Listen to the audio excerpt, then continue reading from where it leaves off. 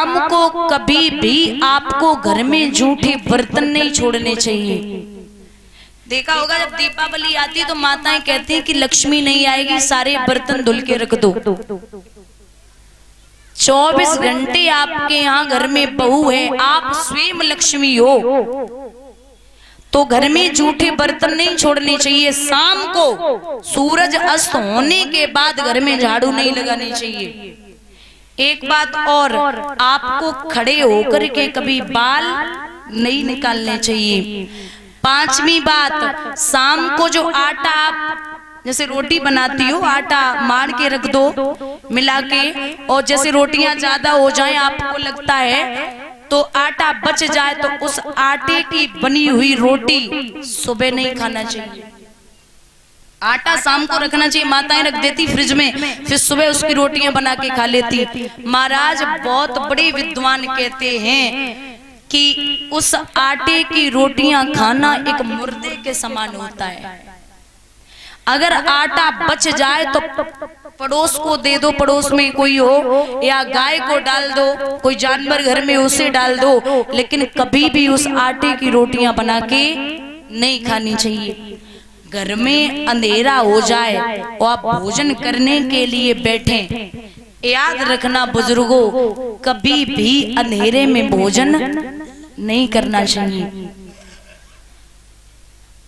अंधेरे में भोजन पता है कब किया जाता है?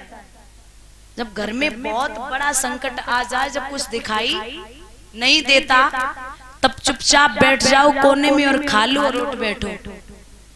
आप कहीं जा रहे हो मेरी समझ से, और लिखा भी है महाराज कहीं जा रहे हो, शमशान का रास्ता अगर मिल जाए, वहां शमशान है और आप गुजर रहे हो, तो वहां कभी हंसी मजाक करके आप न निकले। और इसे आप लोग पानी पीते हो, जो बड़े लोग होते हैं, या तो सब रईस आदमी है भाई, तो फ्रिज का पानी पीते हो।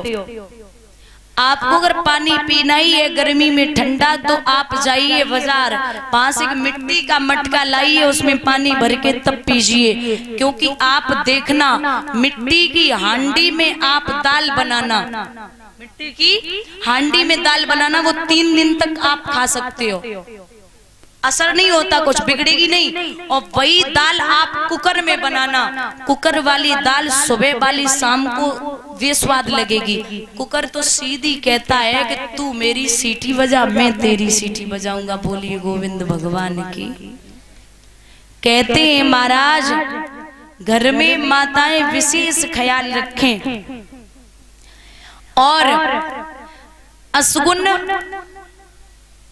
कुछ लोग, और नए भैया तो बिल्कुल ही नहीं मानते, कहते हाँ ये चलो ऐसे असगुन रोज होते हैं। अगर असगुन हो जाए तो मानना चाहिए, घर से बाहर कदम नहीं देना चाहिए।